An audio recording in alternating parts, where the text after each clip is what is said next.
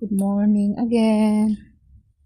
Ito po guys, kay bibili tayo ng tape or ano pa.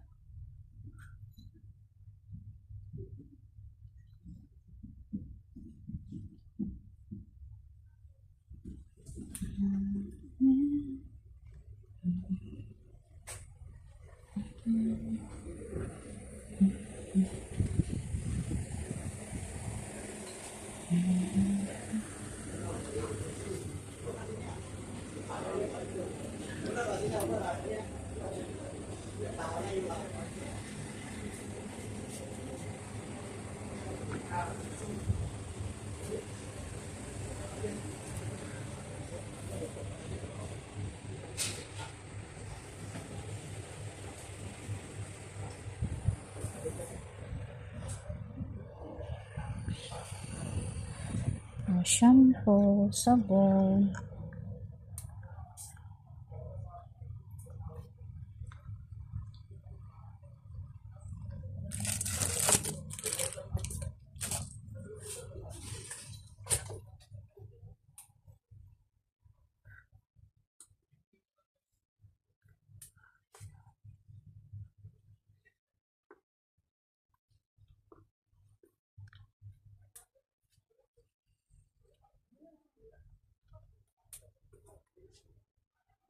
Kaguran. Ito ang Kaguran. Ganito ang Kaguran dito guys sa Malaysia guys. High-tech. Electrical Ito yung ganito yung mga mosquito killer dito sa Malaysia. Yung katol nila. Yan yung mga ingredients sa pagluto, ng mga powder mix, ganun. Hindi ko alam anong bibilihin ko guys. Alam nyo, habang naglilibot ako dito, nag-iisip ako kung ano ba bibilihin ko eh. Tingnan nyo, ang mahal-mahal, 17 ringgit. Pero madami naman siya, kalahating kilo. 17 ringgit guys, gusto ko to. Yan, meron din silang bigas-bigas dito. Yung mga mani, ganyan. Mani, 10 ringgit, hindi pa luto. Yan, 10 RM. Meron din silang mga kape. Yun ito yung mga kape dito guys. Indo Coffee. Ganyan. Mga Old Town. Nescafe. Ayan. So, iba din sa atin sa Pilipinas. Pero hindi ako. Bawal po yan sa atin. So, hindi ako bumibili ng ganyan. Mga sardinas.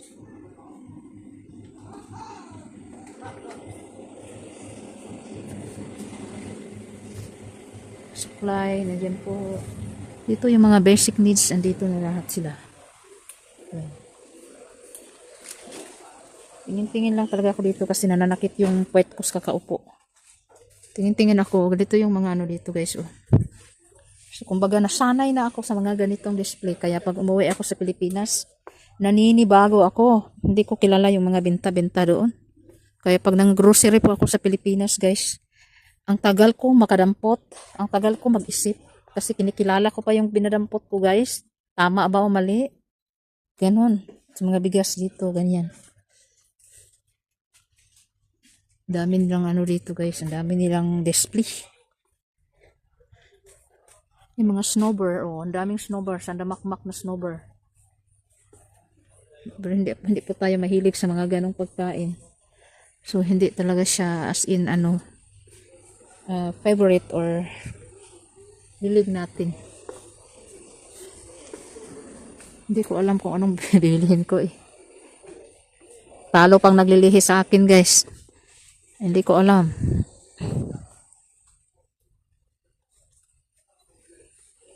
Magtanong na lang ako kung mayroon silang bintang niyog na yung Saturday ng hapon. Bibili ako sa Saturday ng hapon ng niyog dito guys. Yung mga drinks. Mga drinks lang dito guys, ganyan. Oh, diba? Klase-klase lang, mga sugar na yan. Magtanong muna ako dito. Mutanya ba, Saturday afternoon, ada kalapa kan? Ada? Nanti lah Saturday saya datang. Kalapa.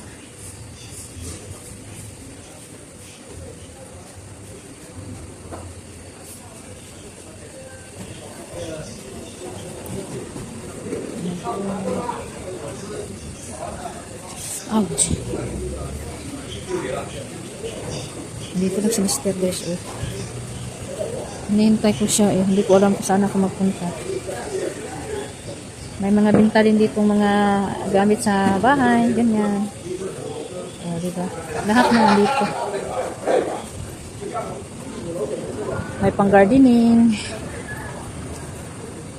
Pero madali na itong masira guys. Meron akong ganito. Stainless steel yung sa akin. Mga payong, mga pangkusko sa CR.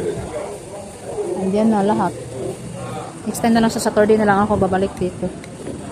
Ito pala yung sasakyan namin. Ito yung isa sa kapatid ni Mister. Ano ba? Brotherhood.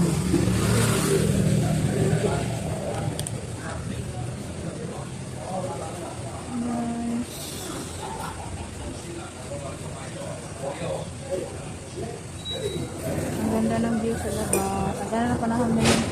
After ng malakas na ulan kagabi. Dito kami palagi nagtatambay guys. Kasama yung Mister ko at ng kapatid. Mga brotherhood niya.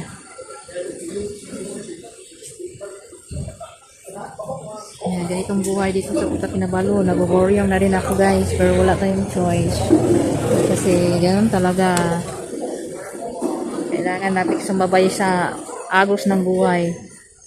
Kahit saan naman eh. Kahit sa Pilipinas ako guys. Pag wala talaga akong gala. Wala akong masyadong ginagawa. Nabuboryong talaga ako. So, dito muna tayo. Ikot tayo sa likodan. Ayan. Doon tayo banda guys. Kaya ganito na talaga ang buhay. No? Gusto ko nga maglalakad eh. Kaso lang, sakit pa rin yung binti ko. Yung muscles ko, masakit pa rin. Tawagan ko na lang. Tawagan ko na lang sa Mister na uwi na lang ako. Maglalakad na lang ako guys pa uwi. Ayan, dalhin ko muna kayo dito banda guys para makita nyo naman itong Pusang. Ganito po ang itsura ng Pusang area guys. So, aray ko parang natutupi yung binti ko guys sa sobrang sakit. So, dito tayo sa mga tindahan-tindahan guys. Oh, itutour ko lang kayo dito sa Pusang. Tour ko kayo dito kami namimili ng mga basic needs namin kagaya mga pagkain ng mga gulay-gulay. Ayan, mga prutas. Ito lang kasi yung mga pinakamalapit. Ayan, nakikita nyo yan. Marami sila dito pero hindi ko alam anong bibilhin ko. Meron pa naman ako sa bahay.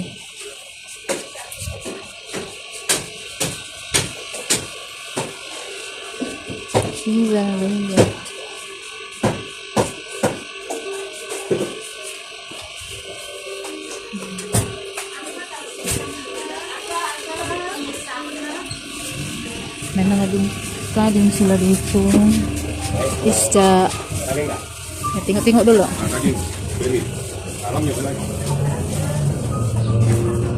Ouch. Ayan, ang ganda-ganda ng mga bulaklak. May mga prutas dito guys. Tingin mo na ako anong mabibili ko dito. Meron silang saging.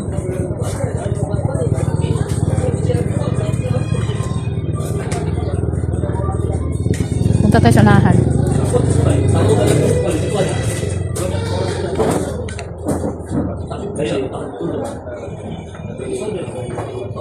Ayan, may dragon fruit. Ang mahal. Ang mahal ng kilo. Ayan, may mga pork din dyan. Hindi na lang ako tutuloy. Naghanap ako ng makakain-kain sa bahay.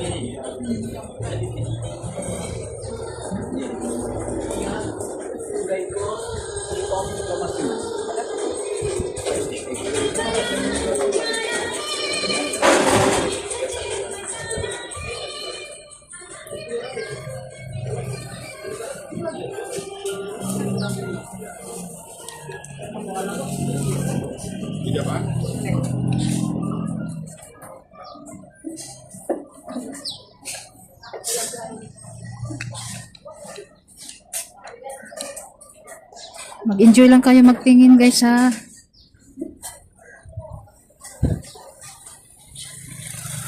Oo, Uwi na lang ako guys. I-fast forward ko na lang yung aking paglalakad. Or hindi ko na lang i-video guys kasi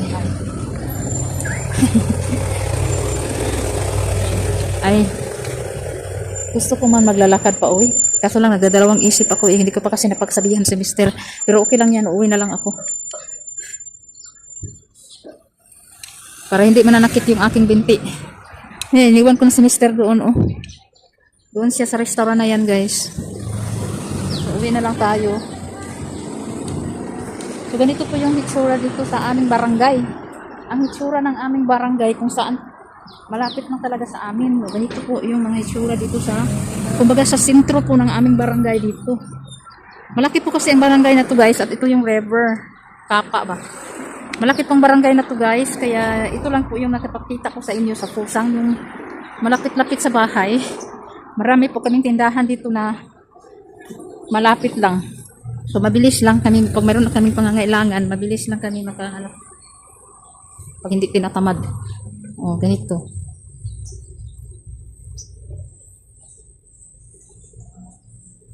Tapos, maglalakad na tayo. Dito ako dumadaan, papunta sa bahay, medyo malayo pa. Sirado pa yung ibang mga tindahan guys, kasi morning na morning pa ngayon. So, hindi ko na kayo dadalhin sa bahay talaga guys, for privacy na lang din. Hanggang dito na lang yung ating vlog for today. Ayan. Para makita nyo lang yung aming lugar dito sa Kuta Kinabalu. So ito lang po yung mapakita ko sa ngayon kasi ito lang po yung aking mga nadaanan. Marami pa pong mga iskinita or marami pa pong mga lugar na hindi po natin nadaanan. Dito po ay napalibutan po talaga itong area na to. Kumbaga sentro ng mga restaurant. Sa morning maraming nagbubukas pero hapon na nag-close na sila.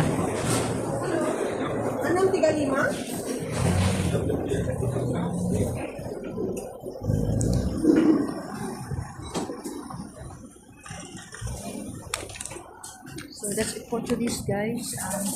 Ayan na po. Medyo mahaba-haba na po ang ating video. Pauwi na po ako ng bahay. Ito po yung last na restaurant na madaanan ko papunta ng bahay. Hindi malayo pa po akong lakarin. Hindi po alam ni Mr. na umuwi ako. Iniwan ko lang siya. Basta ang importante guys ay na-share ko sa inyo yung barangay namin. Ganito po yung barangay namin dito, yung lugar namin. Tapos malaki po ito guys. At saka yung napakita ko sa inyo sa video ay hindi lang po yun. Yun lang po ang aking mga nadaanan at napakita sa inyo sa ngayon. Pero malaki po talaga ang lugar dito. So yeah, thank you so much. Don't forget to subscribe and comment below guys kung saan po nakarating ang ating video at para mapansin ko din kayo at mapuntahan po ang inyong bahay. Mag-comment po kayo, mag-iwan po kayo ng bakas dyan. Mahina po ako naglalakad kasi sobrang sakit ng ating binti. Ayan, ang legs ko ba? Yung muscles ko guys ay masakit. Lalo na yung joint. So, bye-bye na guys. See you again.